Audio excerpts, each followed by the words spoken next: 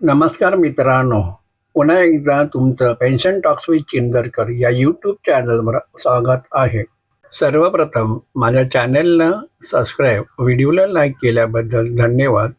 असेच आपले सहकार्य असावे ही अपेक्षा करून मी माझ्या पुढच्या भागाला सुरुवात करतो. ही चित्रफित महाराष्ट्र नागरी सेवा निवृत्ती वेतन नियम 1982 व महाराष्ट्र शासनाने वेळोवेळी निर्गमित केलेला शासन निर्णय यावर आधारित आहे. भाग 17. राज्यातील खाजगी अनुदानित व अंशतः अनुदानित शाळांसाठी अनुकंपा नियुक्तीची सुधारित योजना. शासन निर्णय दिनांक 27/1/2026. योजनेची व्याप्ती शालेय शिक्षण व क्रीडा विभागाच्या प्रशासकीय नियंत्रणाखाली सर्व अनुदानित व अंशतः अनुदानित खाजगी शाळांना अनुकंपा नियुक्तीची सुधारित योजना लागू राहील.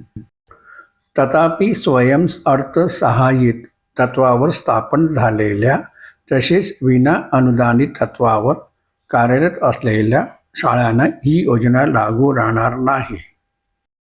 योजनेचे उद्दिष्ट सेवेत कार्यरत असताना खाजगी अनुदानित किंवा अंशतः अनुदानित शाळेतील शिक्षक, शिक्षकेतर कर्मचारी दिवंगत झाल्यास त्याच्या कुटुंबियांना मानवतावादी दृष्टिकोनातून आधार देण्यासाठी कुटुंबातील पात्र सदस्यास त्यांनी धारण केलेल्या अर्हतानुसार गट क अथवा गट ड मधील सरळ सेवेच्या कोट्यातील संच मान्यतेनुसार मंजूर असलेल्या रिक्त पदावर अनुकंप तत्वावर सेवेत नियुक्ती देण्यात येईल.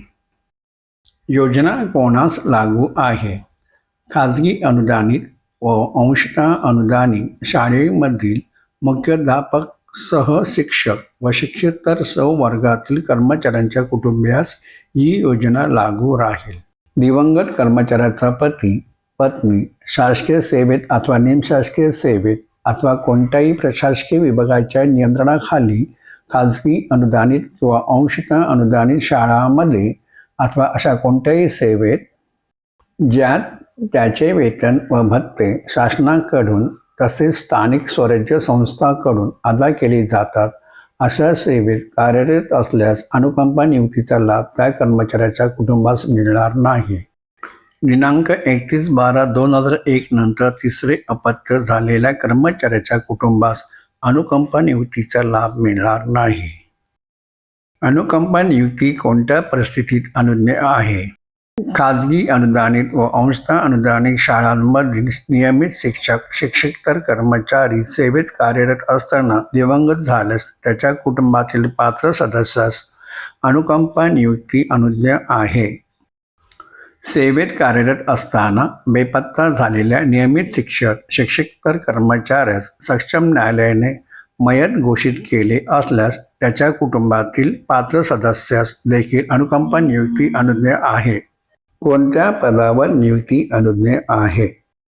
खाजगी अनुदानित व अंशतः अनुदानित शाळांमधील गट क व गट ड मधील ₹38,600 ते 1,22,800 S14 पर्यंत मूळ वेतन श्रेणीतील सरळ सेवेच्या कोट्यातील जी पदे संच मान्यतानुसार मंजूर व रिक्त आहेत अशा पदांवर अनुकंपा नियुक्ती अनुज्ञेय आहे.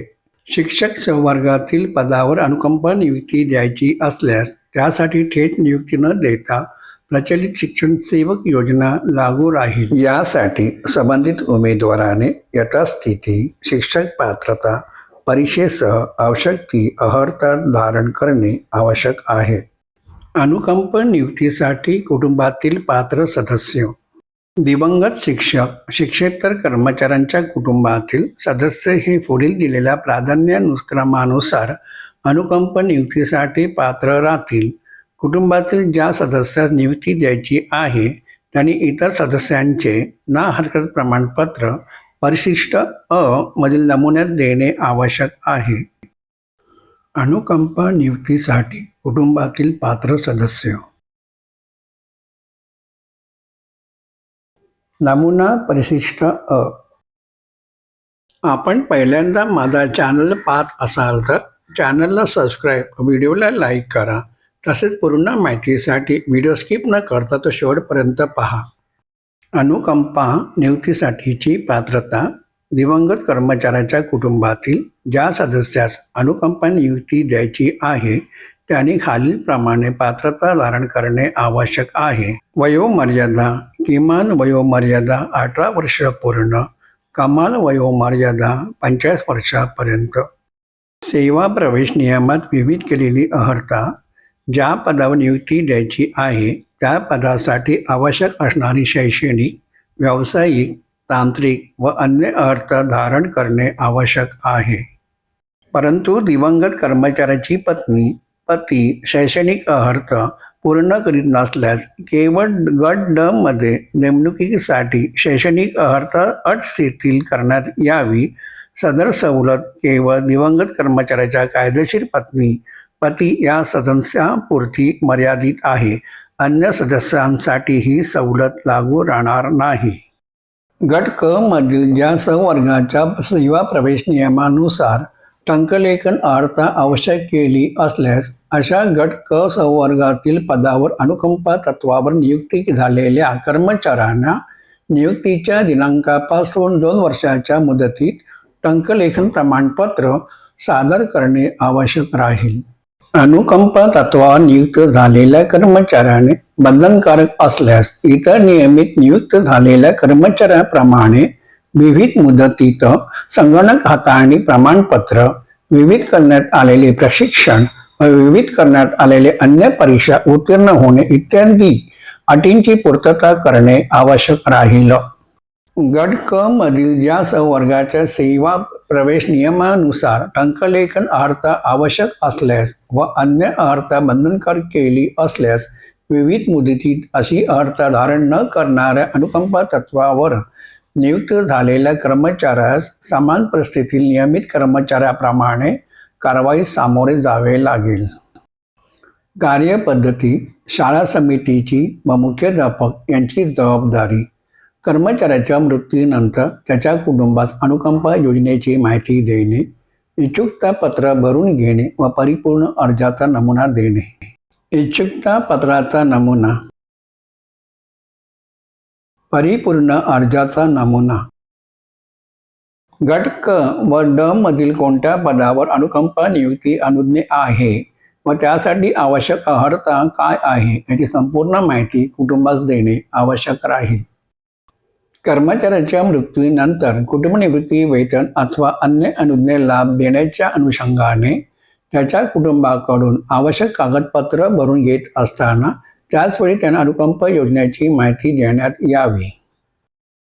योजनेची माहिती देतेवेळी कुटुंबातील पात्र इच्छुकाकडून दिलेले विविध नमुन्यातील इच्छुक पत्र भरून घेण्यात यावे व परिपूर्ण अर्जाचा नमुना कुटुंबास देणे. इच्छुक नसल्यास तसे पत्र घ्यावे. इच्छुक पत्र स्वीकारल्यानंतर त्यांना पोचपावती देण्यात यावी व परिपूर्ण अर्जाची पोचपावती त्यांच्याकडून घ्यावी. इच्छुकता पत्र भरून घेतल्यानंतर शाळा समितीने व मुख्याध्यापकांनी अशा इच्छुक उमेदवारांची यादी शाळा स्तरावर ठेवावी. प्रत्येक इच्छुकता पत्राची प्रत 7 दिवसांच्या आत संबंधित मुख्याध्यापकांनी सक्षम प्राधिकाऱ्याकडे पाठवणे आवश्यक राहील. मयत शासकीय कर्मचाऱ्यांच्या कुटुंबाची जबाबदारी. कुटुंबातील जो पात्र सदस्य अनुकंपा नियुक्तीचा दावा करीत आहे त्याने विविध नमुन्यात अर्ज सादर करणे आवश्यक आहे. असा अर्ज दिवंगत कर्मचारी ज्या शाळेत कार्यरत होता त्या शाळेच्या मुख्याध्यापक मार्फत व्यवस्थापनाकडे करणे आवश्यक राहील. अर्जासोबत त्याने जन्मदिनांक, वय, शैक्षणिक व अन्य अर्हता, अधिवास प्रमाणपत्र, लागू असल्यास सामाजिक आरक्षणाच्या दाव्यांची आवश्यक कागदपत्रे इत्यादी तपशीलवार माहिती जोडणे आवश्यक राहील. तसेच कुटुंबातील इतर सदस्यांचे ना हरकत प्रमाणपत्र अर्जासोबत जोडणे आवश्यक राहील. अर्जात उमेदवाराने त्याने धारण केलेल्या शैक्षणिक, व्यावसायिक, तांत्रिक व इतर अर्हतेनुसार गट क मधील कोणत्या संवर्गातील पदावरील नियुक्तीसाठी तो दावा करीत आहे याचा स्पष्ट उल्लेख करणे आवश्यक आहे. उमेदवारास त्याच्या अर्हतेनुसार गट क मधील एकापेक्षा अधिक सवर्गातील पदावर दावा करता येईल. तथापि गट क मधील एका पदावर नियुक्ती झाल्यास अन्य पदावरील त्याचा दावा नियुक्तीच्या दिनांकात संपुष्टात येईल. आपण पहिल्यांदा माझा चॅनल पाहत असाल तर चॅनलला सबस्क्राईब, व्हिडिओला लाईक करा. तसेच पूर्ण माहितीसाठी व्हिडिओ स्किप न करता तो शेवटपर्यंत पहा. उमेदवारास गट क किंवा गट ड यापैकी केवळ एकाच गटात समाविष्ट असलेल्या सवर्गातील पदांवर दावा करता येईल. दोन्ही गटातील पदांसाठी दावा करता येणार नाही.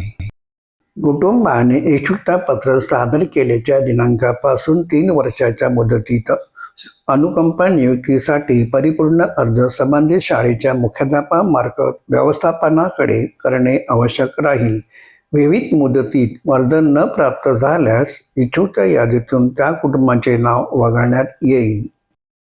नाव वगळण्यात आल्याबाबत संबंधित मुख्याध्यापकांनी सक्षम प्राधिकारी यांना 7 दिवसांच्या आत कळवणे बंधनकारक असेल. दिवंगत कर्मचाऱ्याच्या कुटुंबातील अज्ञान वारसदाराच्या बाबतीत त्यांच्यापैकी एकाने वयाची 18 वर्ष पूर्ण झाल्यानंतर 3 वर्षाच्या आत अनुकंप नियुक्तीसाठी संबंधित शाळेच्या मुख्याध्यापकामार्फत व्यवस्थापनाकडे अर्ज सादर करणे आवश्यक राहील. उमेदवारास अनुकंपा नियुक्ती आदेश देण्यापूर्वीच प्रतीक्षा यादीचा गट बदलण्याची विनंती अर्ज करण्याची मुभा असेल. असा विनंती अर्ज केवळ एकदाच करता येईल. विनंती अर्जानुसार गट बदलण्याची कार्यवाही केल्यानंतर पुन्हा मूळ गटात नाव समाविष्ट होणार नाही. गट बदलण्याचा विनंती अर्ज संबंधित उमेदवाराने शाळा समितीकडे करणे आवश्यक आहे. शाळा समितीने आपल्या स्वयंस्पष्ट अभिप्रायासह सदर अर्ज सक्षम अधिकारीकडे पाठवावा. प्रतीक्षा यादीतील उमेदवाराऐवजी कुटुंबातील अन्य पात्र सदस्याचे नाव समाविष्ट करण्याचा विनंती अर्ज मूळ उमेदवाराने व नवीन उमेदवाराने संयुक्तरित्या संबंधित शाळा समितीकडे करावा. असा विनंती अर्ज प्रतीक्षा यादीतील मूळ उमेदवारास अनुकंप तत्वावर नियुक्ती देण्यापूर्वी करण्याची मुभा असेल. विनंती अर्जासोबत कुटुंबातील अन्य सदस्यांचे नाहरकत प्रमाणपत्र जोडणे आवश्यक राहील. या योजनेच्या अंमलबजावणीसाठी शिक्षण संचालक योजना यांना राज्यस्तरीय नियंत्रक अधिकारी म्हणून मान्यता देण्यात आली आहे व त्या जिल्ह्यांचे शिक्षणाधिकारी योजना यांना तसेच बृहन्मुंबई महानगरपालिकेच्या कार्यक्षेत्रातील शाळांसाठी संबंधित शिक्षण निरीक्षक यांना सक्षम प्राधिकारी म्हणून मान्यता देण्यात आली आहे. एकाच व्यवस्थापनामार्फत एक जिल्ह्यात एकापेक्षा अधिक शाळा चालवल्या जात असतील व बृहन्मुंबई महानगरपालिकेच्या कार्यक्षेत्रातील एक शिक्षण निरीक्षकाच्या अखत्यारीतील भूभागावर एकाच व्यवस्थापनामार्फत एकापेक्षा अधिक शाळा चालवल्या जात असतील तर अशा शाळांना अनुकंप नियुक्तीच्या प्रयोजनार्थ एक समूह मानल्या जातील. शाळा समितीने त्यांच्या स्तरावर थेट अनुकंपा नियुक्ती कोणत्याही उमेदवारास देऊ नये. सक्षम प्राधिकारी ज्या उमेदवाराची नियमानुसार शिफारस करतील किंवा अशाच उमेदवारांना अनुकंपा नियुक्ती देण्यात यावी. अगोदर नियुक्ती देऊन त्यानंतर मान्यतेसाठी प्रस्ताव सादर करण्यात आल्यास असे प्रस्ताव विचारात घेतले जाणार नाही. अर्ज कसा करावा व त्यासोबत जोडावे असे जोडपत्र. अनुकंपा नियुक्तीची माहिती शाळा समितीने दिल्यानंतर कुटुंबातील इच्छुक सदस्यांनी इच्छुकतापत्र द्यावे. परिपूर्ण अर्ज इच्छुकतापत्र दिलेल्या दिनांकापासून 3 वर्षाच्या आत संबंधित शाळा समितीकडे सादर करावा. परिपूर्ण अर्जासोबत जोडणे जन्म दाखला, जात प्रवर्ग दाखला, शैक्षणिक अर्हतेचे प्रमाणपत्र, टायपिंगचे प्रमाणपत्र, कॉम्प्युटर हाताळणीचे प्रमाणपत्र, डोमिसाईल सर्टिफिकेट, कुटुंबातील इतर सदस्यांचे ना हरकत प्रमाणपत्र, सर्व जोडपत्र साशंकित करणे आवश्यक आहे. हा व्हिडिओ आपल्या माहितीसाठी तयार केलेला आहे. आवडला असेल तर न चुकता न विसरता लाईक करा आणि सबस्क्राईबसुद्धा, जेणेकरून पुढील भागात नोटिफिकेशन आपणास येईल. आपणा सर्वांना चांगले आरोग्य लाभो. हीच सदिच्छा व्यक्त करून मी आपली रजा घेतो. धन्यवाद.